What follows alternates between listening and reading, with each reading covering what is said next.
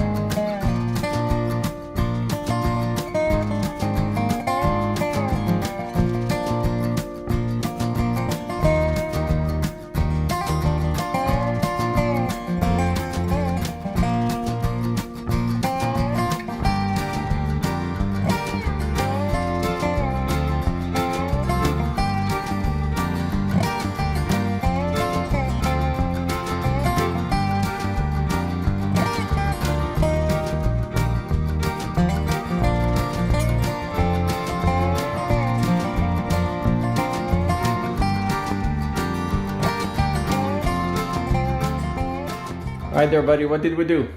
We installed the fan. Nice. Is it blowing good air? Yeah. Thank you for watching this week's video. Please remember to like and subscribe. And next week we will be working on trim, I think, depending on what comes up next. I'll have to see. But thank you for supporting us all this time. It's coming to a quick end, and I'm very excited because then we'll be able to rent the bed and breakfast out and make some money. Be blessed.